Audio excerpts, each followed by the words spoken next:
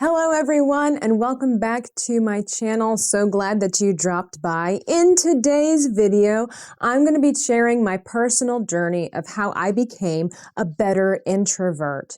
And for some context of that, be sure to look at the video before this one just to kind of talk about how you can become a better introvert. But like I said, today I'm sharing my personal story. Before we get any further, I just want to say thank you again so much for being here. Please be sure to like and subscribe and click the notification bell so you get updated on all of my future videos where I am going to be thinking, talking, sharing, conspiring. It's all going to happen right here. So in today's video, in sharing my personal journey, I just want to make sure that you understand that there are all kinds of different people in the world, and each approach is going to be different on how you want to better yourself. I'm just sharing my journey, and I hope that it's an encouragement and a blessing. So, where do I start?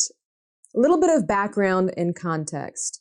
I am an INFJ, and that is my personality type. I am introverted. And as a child, I was very shy. As a teenager, I was very shy and very awkward. And in my 20s, I was also very shy and very awkward and very self-conscious and self-loathing, to be honest, because I was so shy. And a lot of my friends were not. And so, of course, being a young person, I compared myself to everybody else and thought, why am I so different? Why am I so weird? I'm over this. I suck. But let me share with you the first step, really, of my breakthrough into becoming a better person. Because most people that meet me are not aware at all that I struggled for years and that I still to this day can struggle with being conversational and engaging with people. They don't think that I'm introverted at all, but I've got them fooled. So anyway, a billion years ago, when I was about 13 or 14, we attended a family camp. It was a meeting hosted by a church and just tried to promote unity. We, of course, listened to some preaching, but there was also fellowship and activities and competitions. And for the young people, the main event, the main activity was volleyball. I love volleyball. I love all kinds of sports. I'm willing to give most anything a try, but I particularly love sports where you can run, jump, and hit things. It's called therapy, okay? So anyway, while we were at this family camp, we knew very few people. And the people that we did know, of course, because it was a pretty big meeting, they were fellowshipping and engaging with other people. If anybody knows what it's like to be an introvert at a social function and you don't really know anybody, the one person you do know, you will cling to them for dear life. It really sucks. But my brother and I were both very shy and to ourselves. And so if we weren't sitting with our mom, we were hanging out with some other adult. We didn't tend to mix with the younger people. As you know, younger people, it can be hard for us to get along sometimes. We need to just get over ourselves, you know? It's awkward being a teenager. But anyway, there we were sitting on a bench next to somebody who was talking and having a good time with other people. And the granddaughter of the pastor who was hosting the event came up to us. She was a very friendly person. She was about 17 or so. And she came up to us and asked us if we wanted to play volleyball. We told her no. Even though in my heart of hearts, I wanted to play, but I was just too shy to engage. I was just too scared. I didn't know anybody. There was no familiarity there. I didn't know who she was. But she encouraged us. She didn't pester us, but she encouraged us throughout the week, constantly came to us and said, hey, well, if you change your mind, we're going to be playing volleyball. You really should join us. It's going to be fun. That was the moment where I realized I want to be like her.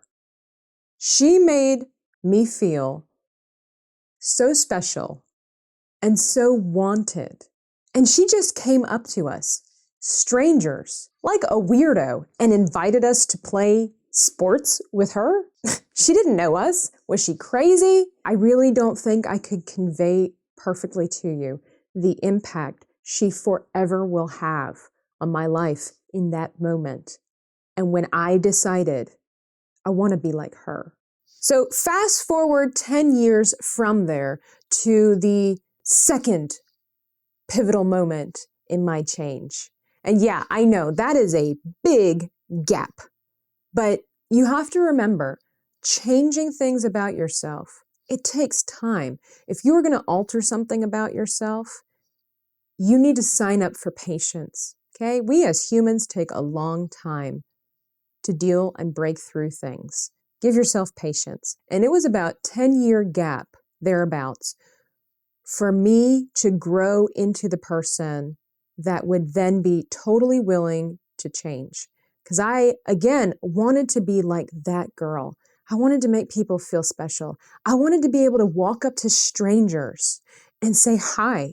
And I know that sounds really ridiculous. Anybody watching this who doesn't have an idea of what that feels like, I kind of envy you, because that was a really hard journey as a young person to walk through.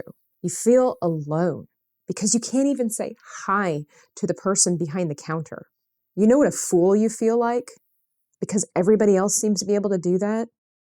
But anyway, we relocated to a different state and joined another church, and the pastor of that church was very encouraging towards people, but particularly young people.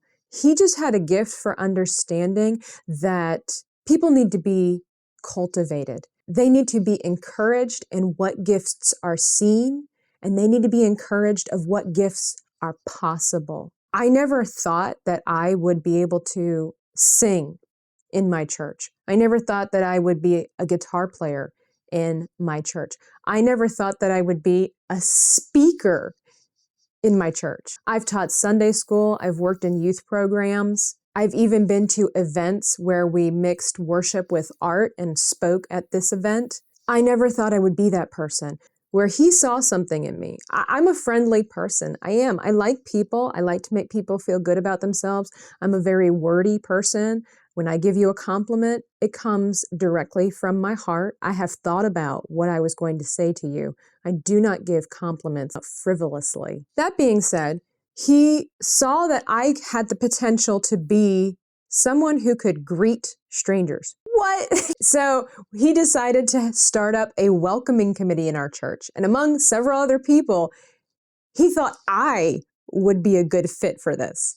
Me, this person here who used to hate herself and be so awkward with people and just, I couldn't even go into the gas station to buy gas because I was just too scared of the encounter. But he put me on the welcoming committee. I said, yes. I said, okay, I'll do it.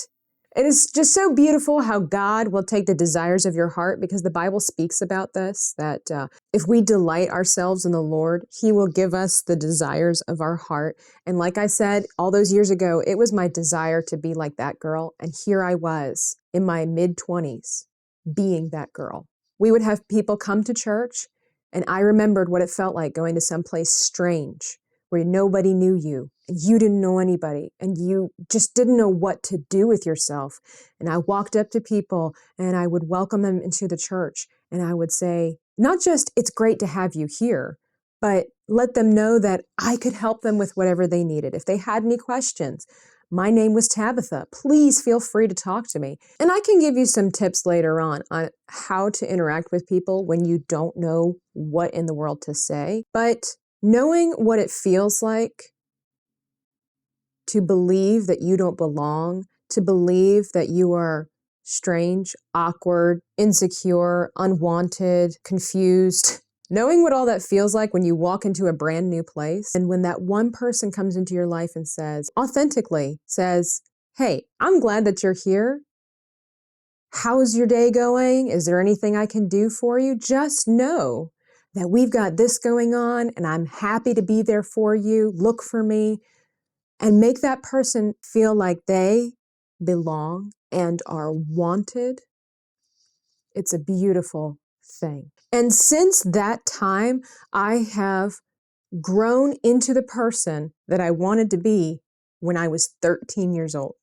Getting a little bit emotional because it's just amazing how far I've come from that person who used to hate themselves for being shy. And yeah, it can be inconvenient to be shy, but it doesn't mean that you're broken. It doesn't mean that you can't be friendly, and it doesn't mean that you can't walk up to strangers and say, hello, how's your day going? So that is my personal journey of growth. I have been able to be a camp counselor. I have been able to be a Sunday school teacher. I've even been on a podcast.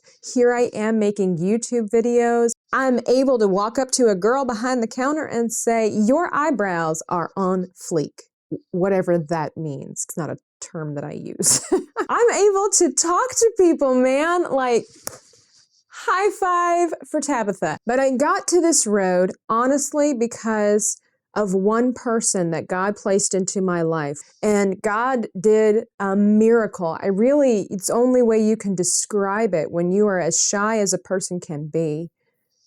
It was a miracle. Again, I still have my days where I don't want to talk to people. I'm uncomfortable. I stay in my shell, and it's very difficult to come out of it. But having done it before, I know that I can do it again. And sometimes I have to make myself do it again because it doesn't necessarily come natural to me. So if you are struggling in this area of being able to just talk to people and engage in conversations, give yourself patience. Trust the process of growth. As they say, trees don't grow in a day.